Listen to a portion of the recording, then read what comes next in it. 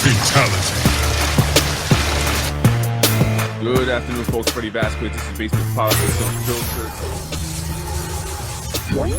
Today, I want to talk about the recent changes that have occurred in the city of Yonkers.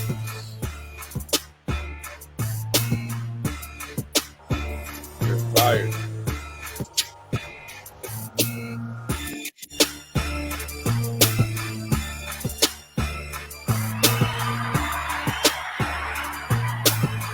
Good afternoon, folks. Freddie Vasquez, Basement Politics Unfiltered. Hope you're all having a blessed week. Happy Friday.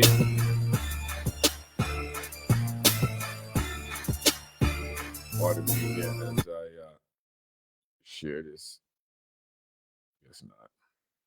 Anyway, folks, good afternoon. It's Freddie Vasquez, Basement Politics Unfiltered. Today, I want to talk about, I'm just going to leave that down, about the recent firings that have happened and also forced retirements, right? It's not just people getting fired, but there have also been people that have been forced to retire very recently.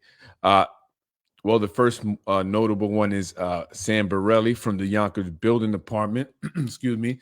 Sources are saying that he was fired on Thursday of last week, so over a week ago, and he will be replaced by Deputy Mayor Tony Landy. I initially said Steve Levy, but I had it wrong. It's actually Tony Landy that will be replacing him, according to sources. So why was Sam Borelli fired? I don't know. Sam Borelli wasn't there that long, right? He was there maybe, 2-3 years. He was brought in, although he was not a licensed engineer. He was the deputy commissioner of DPW. He was brought in because there was a need for management, right? That's what the building department needed. It was a mess, disorderly, right? Folders missing. People were having trouble finding the documents they needed for various properties. And so they brought in Sam Borelli. This was supposed to make things more efficient in the building department, move quicker for people, and relieve the frustrations that many here in the city of Yonkers had and still have, because nothing's really changed. And in 2 to 3 years, Sam Borelli, in my opinion, has not done much in the building department. I have my also suspicions of what he actually was doing there. Definitely was benefiting certain individuals like developers and other investors that have flocked here to the city of Yonkers in recent years, right? They benefited, right? But the people of Yonkers have not. And now we're seeing Sam Borelli being fired. And I thought he was part of the crew. I don't know. Why was he fired? Is this part of a strategy that they have going on? I don't know. Or is this, trying to get rid of any liabilities that they may have or something like that? I don't know why Sam Borelli. But Tony Landy is going to be taking his place, Deputy Mayor Tony Landy, who maybe has some knowledge and experience in construction. I mean, I saw him at the new school that's being built on McLean there. One day he was there as I was driving by. It seemed that he was kind of overseeing this project specifically. So maybe he has, experience with this stuff. So he will be replacing Sam. But for how long? Because I'm also hearing that Landy's ready to retire, and he will be retiring soon and heading to the Carolinas and living out the rest of his days in peace out there, So we need a new building department commissioner come another year or two if Tony Landy does actually retire, like sources are saying, right? So all these changes that are happening here in the city of Yonkers, and they've been happening for many years now. It wasn't, again, that long ago that Vincent Pesci was brought in to be the head of the building department because there was a need for a manager, someone who can manage the place. And at least with him, he was a licensed engineer. But then that went south very quickly. So, what's going on here? Will things improve in the building department? Because ultimately, all this really affects the residents, and we always get the short end of the stick. Also, I hear being fired is a gentleman by the name of Lee Ellman. And I was surprised at this when I saw who he was, because I had met with Lee. I spoke with Lee. I've seen him in foreign meetings and stuff. And he seemed like a good guy, an honest guy. Maybe that's why he was fired. But he was the planning director over at the planning board. And after 33 years, he has been fired by the new planning commissioner, planning board and development is it commissioner, James Kavanaugh, who is also the YIDA president. 33 years just before Christmas. That's kind of messed up. But yeah, he's gone too, I'm hearing from our sources. So why was he fired? 33 years of experience. Why was he fired, right? So he's being let go. I'm not sure who's replacing him. I didn't hear anything from sources about his replacement. So I'll update you guys as that is told to me. Also, who else? Anthony Pagano, the Yonkers firefighters commissioner. He retired though, but he was forced, I hear, to retire. Tony Pagano, also the union president for the firefighters, forced to retire, being replaced by, I forgot his name, William Fitzpatrick. Is that correct? Bill Fitzpatrick, if I'm not mistaken. So I heard from some sources that people didn't like Tony Pagano. They didn't think he was doing a good job or something to that effect. They didn't give me much more details. Again, I don't know. I'm just reporting that Tony Pagano also was forced to retire. But I wouldn't feel too bad for Mr. Pagano, is it? I mean, he's probably going to do pretty well in his retirement days. I'm sure his pension is going to be nice. So he's going to be living lovely. He's going to be living nicely. So we can't feel too bad for him, and he will be living with a nice pension every year, courtesy of current taxpayers and future generations of Yonkers taxpayers, right? Because these pensions are pretty nice when they retire. And I had mentioned that sometimes it pays to retire. It's more beneficial financially to retire. So those are changes going on. What's happening? Why are they happening?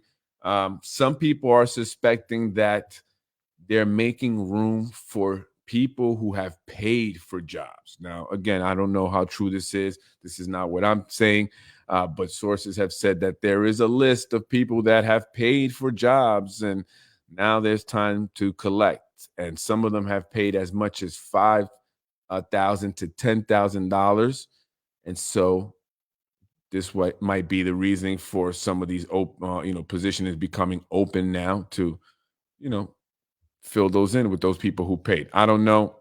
That's what sources are saying. I just put it out there. So anyway, folks, happy Friday. Did anyone see this? And I mentioned this. This is the security camera system that can be found throughout the city of Yonkers. Yonkers isn't the only place, though, that are getting these highly sophisticated cameras. They have facial recognition software. They have plate reading software. You can be tracked now. You can definitely be tracked. And these were put in now, a year or so now. And so I want to just put that out there. So be careful what you're doing out there in the street. These sophisticated cameras have facial recognition and plate readers. And I know someone had posted, oh, Freddie Vasquez, delusional. He thinks that the cameras could follow people. They do. They can absolutely follow you. Absolutely. That's a fact. And I guess it's good. Is it? I don't know. Your privacy is definitely being, stripped away there under the guise of security. So there you go. James Nolan there, who's, big supporter of, fighting crime, drag racing, and that kind of stuff, right? He's there behind Mayor Mike Spano, along with Corazon Pineda Isaac. So be careful what you do. They're definitely watching. They can read your plate. They can follow you. They can scan your face and get you. Moving on. Very recently, David Tubiolo, Westchester County legislator, enlisted in the Army Reserve. He went away to boot camp somewhere in Texas for about 3 months, which I found to be strange because within that time that he was going to be over at boot camp, he was up for re-election. How many candidates go away during an election that they're running in. But David knew that his position was secure because there were backroom deals, I hear, made to assure that there was no one challenging David Tubiolo. I mean, no challengers at all. And that's exactly what happened. So he didn't need to be here technically in Yonkers because he was going to win, and he knew it. And so instead, he enlisted in the Army Reserve to beef up his resume. And now he's back. Welcome back, Dave. Welcome back.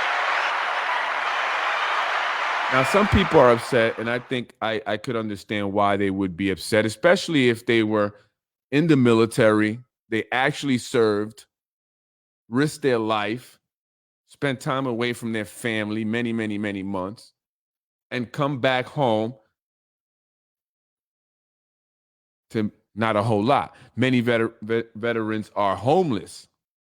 We see migrants being treated better than our homeless veterans. Men and women who've gone to war, have gone to some conflict to defend, quote unquote, the freedom of this country, risk their lives, come back to only be treated poorly, less than the migrants. And so David Tubiolo here, a very privileged young man, decided to enlist in the Army Reserve, not the actual Army, so he can beef up his resume. And now he's utilizing this to his benefit. So how do you feel about that? He's coming home and wants to do, it's actually today at 6:30, he's having a fundraiser. David Tubiolo, home for the holiday celebration. $75, $125, $250, $500, $1,000, or $1,500. Choose your poison. But he's utilizing the Army, the military, things that people have given their lives for, in order to raise money, in order to benefit himself professionally. I don't think that's in good taste, David. And why are you raising money? For what? You didn't have to run against anyone and the elections are over. How many homeless vets are there that came home and had fundraisers thrown for them?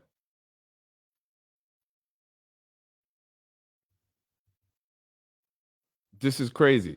Utilizing the military and what that means in order to benefit professionally, politically, and to raise money for absolutely no reason. There's no reason why David should be fundraising. There's no election. He won. He didn't have a challenger. He's in there now. He's good. So why is he raising money? If you ask me, in my opinion, these fundraisers, when they are done at times when there's no elections for no reason, for coming home, are money laundering schemes, if you ask me, right? Ways to raise money for favors being done and say that it's raising funds for a political candidate or a politician. There's no need to fundraise. People shouldn't have to pay you because you enlisted in the Army Reserve and you were away for a few months and now you're coming back home and you deserve some money. This is crazy. The audacity. Join us at our fundraiser. Are you going to donate all this to the VA, homeless veterans? Or is this money going into your campaign war chest and to those who are managing your campaign? This is how they make money. So people are upset, and they should be. That's not in good taste to utilize the military. People have died. People lost their lives fighting for this country. This is almost like stolen valor right here, right? Stolen valor, folks. Well, anyway, shout out to Yonkers and those who support Basement Politics. Make sure you like and subscribe on YouTube and Instagram. And if you have any tips and leads, email me at politicwithfred@gmail.com. politicwithfred@gmail.com. I'm working on a podcast for Sunday to discuss the conflict over in the Middle East between Israel and Palestine, or Hamas. right? So I want to talk about that. Many people, as I'm reading on social media, are commenting, I wasn't even aware of what was going on out there. I didn't know anything about this. And you know, and I think that's a big part of, you know, the issue. The problem is that people are not aware or fully aware, or they only know what they're being told, right? There's a lot to what's happening over there, and I want to discuss that and put some details on there, also show some video clips of that region. And so join me on Sundays. I will discuss that as a hot topic. We see all the protests going on. We see the great divide here in the country, even though, you know, that's happening so many, many miles away across the seas. But yet it's really causing a lot of issues here in America, right? People are really divided, but people are learning more about it. And they are, you know, more and more people criticizing Israel, which is something that could be very touchy. You know, you don't want to be labeled anti-Semitic if you criticize Israel, you know. But more and more people are starting to criticize Israel. They're starting to see what's really been happening over there, the genocide that's taking place in Palestine. I mean, that's just the reality of what's actually happened. I'm not against, you know, anyone. I'm just speaking the facts. You know, and I've talked about this for many, many years, right? I always, you know, brought this up, especially around Thanksgiving, when we talked about Columbus and the Native Americans. I would say, what about Israel and the Palestinian people that were literally pushed out of their homes, forced off their land? You know, of course, that's going to build this resentment. And when you have a place that, you know, is highly populated, because that area over there in Gaza, where, you know, Palestinians kind of are enclosed by Israel, is very populated. It's very poor. There's not a lot going on there in terms of economically, you know, and then you know this history of the Israelis coming and taking your land, right? You're going to have this resentment, this anger, you know, and all you have to do is to lash out and release that anger. And so, you know, you have to kind of understand why some, you know, Palestinians are, you know, fighting, and, you know, why do they throw rocks at the, you know, Israeli soldiers? I mean, again, they have rocks, right? They don't have snipers, they don't have armored tanks, they don't have helicopters, they don't have fighter jets, they have rocks and slingshots. Okay, maybe some tractors and paragliders. So, you know, a lot of people, you know, are not really aware what's going on there, why, you know, that conflict has been going on for 7 decades at least. You know, when we talk about this really in the Palestinian shore, we can go back to biblical times, but I'm going to speak more about in the past 7 decades, starting just before World War I, and how did they get to that point, you know, where we at today. So anyway, folks, I'm Freddie Vasquez. Make sure you join me on Sunday. I'm going to talk more about international politics, you know, as it slows down a bit here in the city of Yonkers. But again, if you have any tips or leads, please email me at politicwithfred@gmail.com. Your tip or lead could be worth cash. Join me. Freddie wins.